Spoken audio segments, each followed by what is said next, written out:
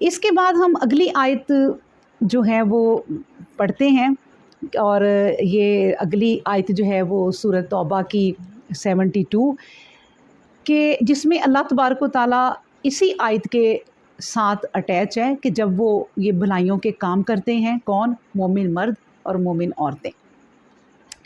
और वल मोमिनूना वल मोमिनात बाज़ुहुम औलिया बाज़, ये आपस में एक दूसरे जैसे ही हैं।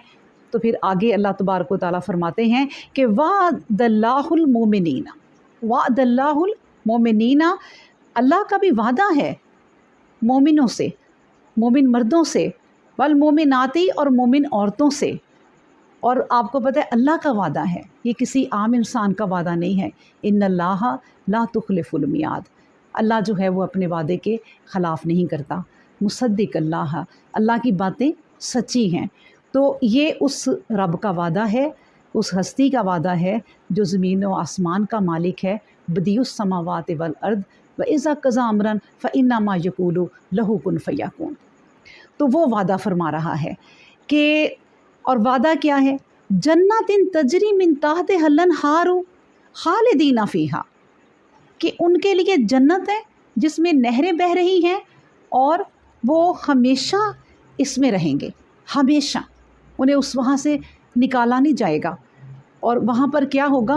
व मसाकिना तय्यबातन, मस्कन होंगे, घर होंगे, खूबसूरत महल होंगे, मोती के बने हुए, याकूत के बने हुए खूबसूरत उनके लिए घर बनाए गए होंगे। तय्यबातन, पाकीज़ा, पाक घर होंगे। फ़ी जन्नतिन अदन, और ये जन्नत अदन की बात हो रही है, यानी ये एक जन्नत का नाम है।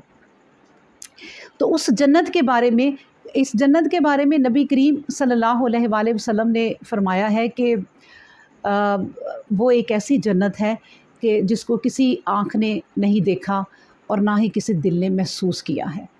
यानी हम जन्नत के बारे में जो अंदाज़े लगाते हैं अपनी दुनिया की खूबसूरतियों को देख देख के कि जन्नत ऐसी होगी वैसी होगी, वो जन्नत कोई महसूस नहीं कर सका कि कैसी होगी। बहरहाल अगर कह दिया है तो बिल्कुल सही होगा कि वो जन्नत अल्लाह तबारक व तआला ने कैसी बनाई है, सिर्फ़ अल्लाह ही जानता है। तो ये जन्नतिन अदन, ये जन्नत का एक नाम है। तो जन्नत के आपको पता है और भी इनाम हैं, और मुफस्सरीन ने ये नाम जो है वो अल्लाह के कुरान पाक में से ही निकाले हैं। और ये जन्नत के जो नाम हैं तकरीबन 10 नाम हैं जो मुफस्सरीन ने निकाले हैं। पहला नाम जो है ना वो दारुल इस्लाम है। दारुल इस्लाम कुरान में सूरह यूनस में अल्लाह तबारक व तआला यूँ बयान करते हैं कि अल्लाह तुम्हें दारुल इस्लाम की तरफ दावत दे रहा है, और अल्लाह जिसे चाहता है सीधा रास्ता जो है वो दिखाता है। फिर एक इसका नाम जो है ना जन्नत का, दूसरा जो नाम है जन्नत का, वो सूरतुल नहल में अल्लाह सुब्हानहू व तआला फरमाते हैं कि दूसरा जो नाम इसका आता है वो है दारुल मुत्तकीन। नाम से ही पता चलता है कि मुत्तकियों का घर, यानी मुत्तकी लोगों का घर। जो जब मुत्तकी लोगों से सूरह नहल में कहा जाता है कि जब मुत्तकी लोगों से पूछा जाएगा कि तुम्हारे रब की तरफ से क्या नाज़िल किया गया, क्या क्या नाज़िल किया गया, तो वो कहते हैं कि बहुत बेहतरीन चीज़, बहुत बेहतरीन चीज़। और एक नाम इसका दारुल करार है, यानी करार आ जाता है वहाँ जाकर। एक ऐसी जन्नत है कि जिसमें जो है अल्लाह तबारक व तआला ने करार रखा है। और इसका ज़िक्र जो है वो सूरह दुखान में आता है। सूरह दुखान में अल्लाह तबारक व तआला फरमाते हैं कि बेशक मुत्तकी लोग अमन की जगह पे होंगे, अमन की जगह होंगे, बागों और चश्मों में रहेंगे। सुबहान अल्लाह। इस तरह जन्नत को दारुल आखिरा भी कहा जाता है, यानी आखिरत का घर भी कहा जाता है इसको। और ये जो बात है ये सूरत यूसुफ में है कि आखिरत का घर ही बेहतर घर है उन लोगों के लिए जिन्होंने तकवा इख्तियार किया। फिर जन्नतुल नईम भी नाम है, जन्नाते नईम यानी एक नेमतों वाली जन्नत। और इसका ज़िक्र सूरह वाक़िया में आता है कि जन्नती नेमत भरी जन्नतों में रहेंगे और मज़े उठाएंगे। सुबहान अल्लाह। फिर जन्नत अदन है, यही वाला جس کا نام سورہ یوسف میں بھی آیا ہے اور یہاں سورہ توبہ میں بھی اللہ تبارک و تعالیٰ نے فرمایا ہے کہ جس کی وجہ سے جنت کے اور بھی میں نے آپ لوگوں کو نام بتا دیے۔ آپ کو پتہ ہے ایک حدیث ہے، نبی پاک صلی اللہ علیہ وآلہ وسلم نے فرمایا کہ جنت کا ایک درخت ہے جس کے سائے کے نیچے تقریباً 100 سال گھوڑ سوار جو ہے وہ گھوڑا دوڑائے گا، لیکن اس درخت کو وہ پار نہیں کر سکے گا، اس کا اینڈ نہیں وہ دیکھ سکے گا۔ تو اس سے اندازہ لگائیں کہ ایک درخت جو ہے وہ اس کا یہ حال ہے، تو جنت کیا ہوگی۔ پھر ایک اور بھی میں واقعہ آپ کو سناتی ہوں، بخاری اور مسلم میں یہ آتا ہے کہ جو سب سے آخر میں جنت میں جائے گا اس کی جنت کے بارے میں، کہ اس کو جنت جو ہے وہ سب سے ادنا جنتی، جس کو جنت سب سے چھوٹی دی جائے گی، اور اس کو کس کو دی جائے گی کہ وہ شخص جو ہے وہ دوزخ سے نکالا جائے گا کوئی ہزاروں کروڑوں سال بعد، جب دوزخ کی آگ سے اس کے گناہ دھل جائیں گے تو اللہ تبارک و تعالیٰ اس کو نکالیں گے۔ اور کیوں نکالیں گے؟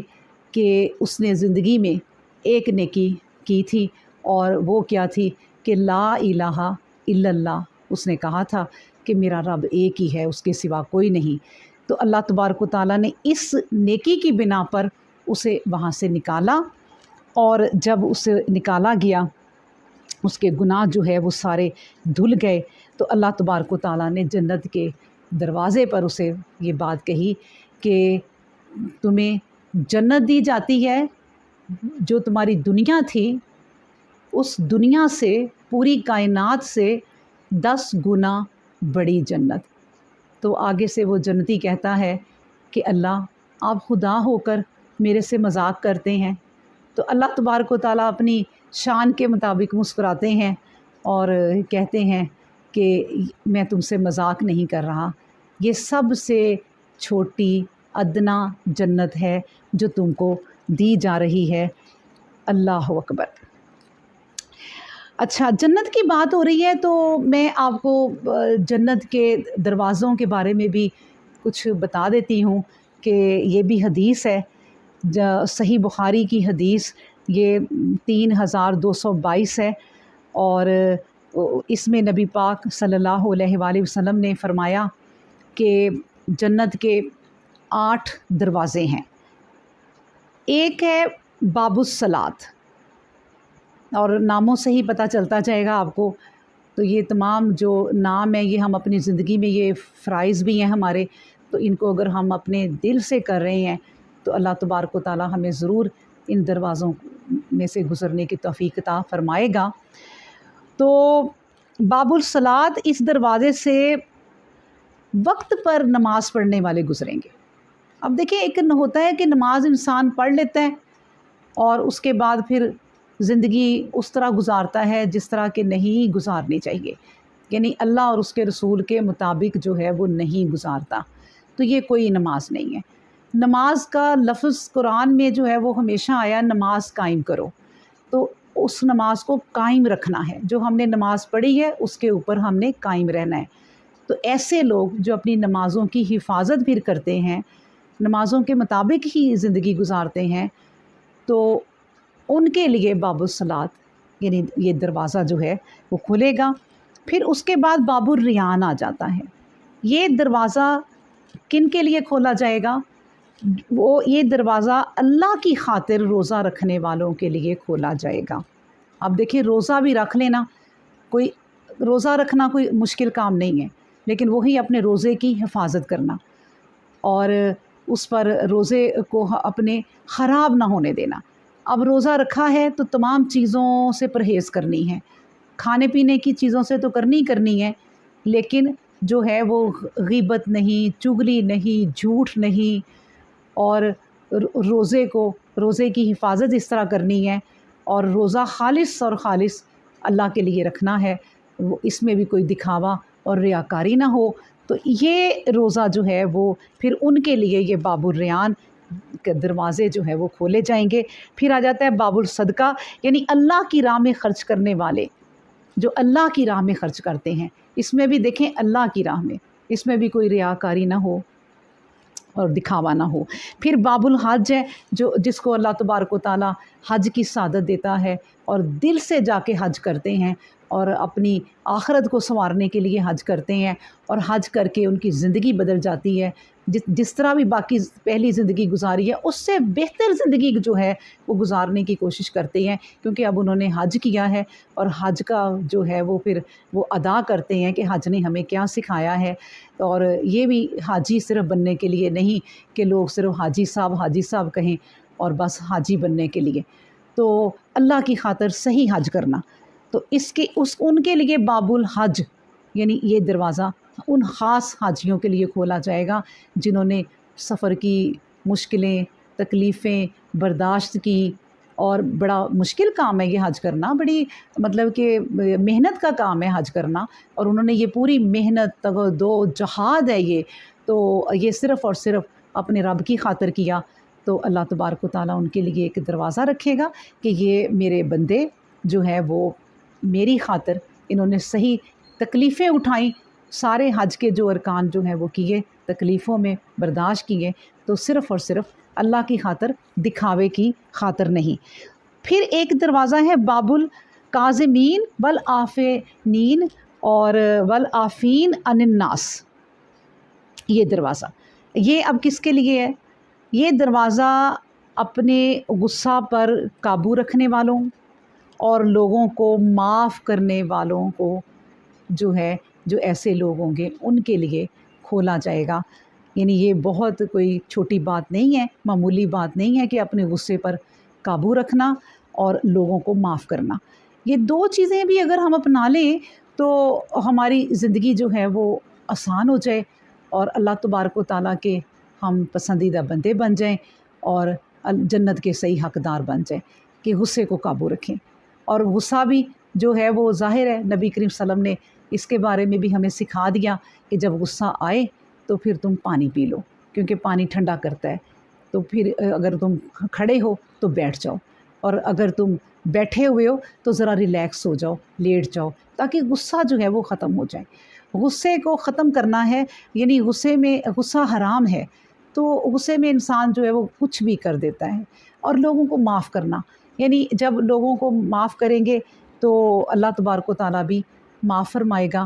جیسے ایک شخص حشر کے دن اللہ تبارک و تعالیٰ کہے گا کہ تمہارے پاس کچھ نیکی ہے، کیا ہے تمہارے پاس؟ تو وہ کہے گا اللہ، میں جب لوگوں کو، امیر لوگوں کو قرض دیتا تھا تو انہیں مہلت دے دیتا تھا، اور جب میں غریب لوگوں کو قرض دیتا تھا تو اگر وہ نہیں دے سکتے تھے تو میں معاف کر دیتا تھا۔ تو اللہ تبارک و تعالیٰ کہیں گے کہ تم میرے بندوں کو معاف کرتے تھے، جاؤ آج میں نے تمہیں معاف کر دیا۔ تو یہ معاف کرنا کوئی چھوٹی بات نہیں ہے۔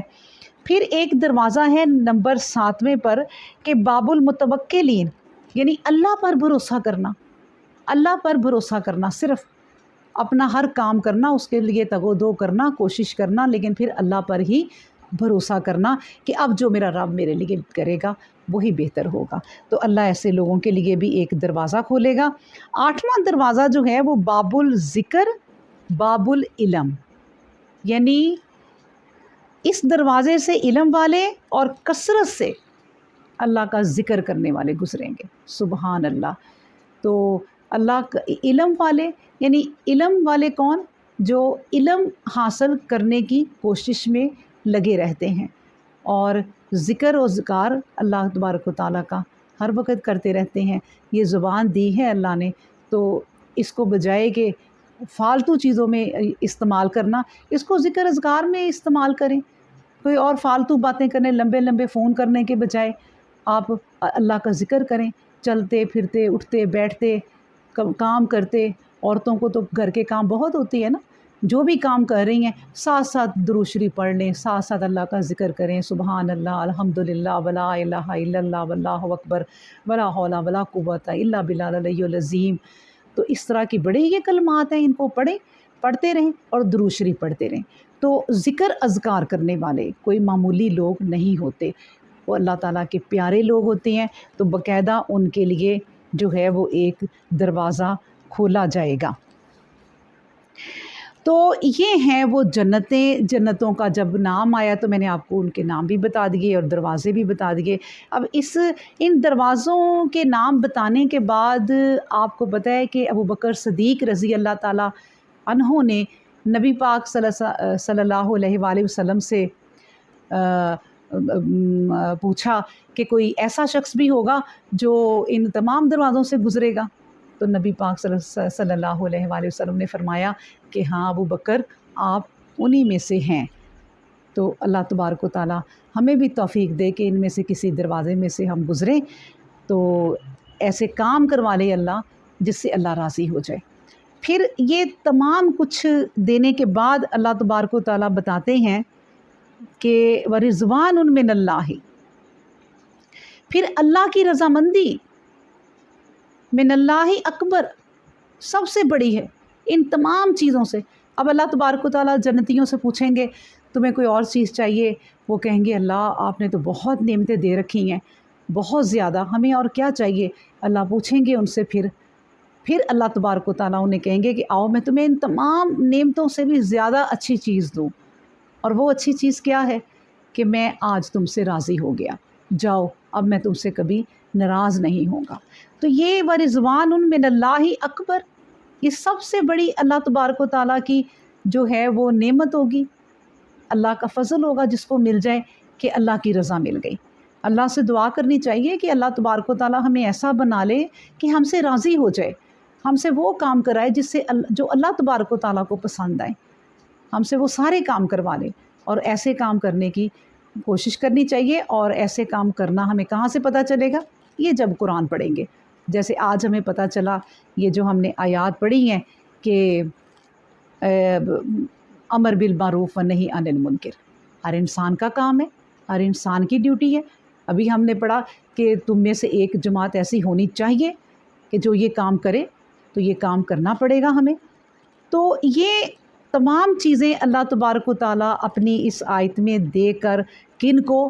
مومن مرد اور مومن عورتوں کو جنت دے کر، جنتیں دکھا کر، ان کے نظارے کرا کے، اس کے بعد پھر اللہ تبارک و تعالیٰ جو ہے وہ کہتے ہیں کہ ذالک ھو الفوز العظیم، یہ ہے سب سے بڑی چیز جو اللہ تبارک و تعالیٰ نے اپنی رضا دی ہے، یہ سب سے بڑی کامیابی ہے، زبردست کامیابی ہے، یہ اللہ تبارک و تعالیٰ نے جو تمہیں آخر میں دے دی ہے۔ اللہ اکبر۔ ایک اور بھی حدیث جنت کے متعلق جو ہے وہ میں سناتی جاؤں کہ نبی پاک صلی اللہ علیہ وآلہ وسلم فرماتے ہیں کہ 2 جنتیں تو صرف سونے کی ہیں، اور ان کے برتن اور جو کچھ بھی وہاں سب سونے ہی سونے کے ہیں، اور 2 جنتیں چاندی کی ہیں، اور وہاں کی تمام چیزیں بھی، کل چیزیں، برتن جو بھی ہے وہ چاندی کے ہیں، اور ان میں اور دیدار الہی میں کوئی حجاب بجز اس کبریائی کی چادر کے نہیں جو اللہ جل جلالہ کے چہرے پر ہے، یہ جنت عدن میں ہوں گے۔ سبحان اللہ۔ اور بھی حدیث ہے کہ مومن کے لیے جنت میں ایک خیمہ ہوگا، ایک موتی کا بنا ہوا، اس کا طول، اس کی لمبائی جو ہے وہ 60 میل کا ہوگا۔ مومن کی بیویاں وہی ہوں گی جن کے پاس یہ آتا جاتا رہے گا، لیکن ایک دوسرے کو دکھائی نہ دیں گے۔ آپ صلی اللہ علیہ وآلہ وسلم کا فرمان ہے کہ جو اللہ تعالیٰ اور رسول صلی اللہ علیہ وآلہ وسلم پر ایمان لائے، نماز قائم رکھے، رمضان کے روزے رکھے، اور اللہ تعالیٰ پر پھر حق ہے کہ اسے جنت میں لے جائے، اس نے ہجرت کی ہو یا اپنے وطن میں ہی رہا ہو، تو پھر اس بات کو سن کے جب نبی کریم صلی اللہ علیہ وسلم نے یہ فرمایا تو اس بات کو سن کے لوگوں نے کہا پھر ہم اوروں سے بھی یہ حدیث بیان کر دیں، یعنی اس طرح تم کام کرو گے تو پھر اللہ تبارک و تعالیٰ کا بھی حق ہے کہ وہ تمہیں جنت میں لے جائے گا۔ سبحان اللہ۔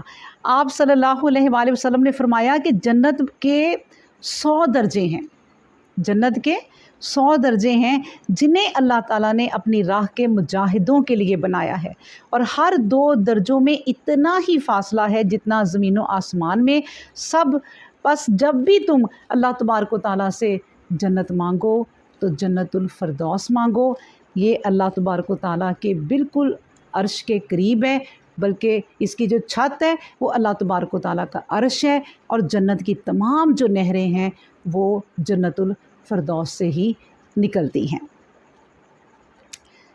अल्लाहु अकबर।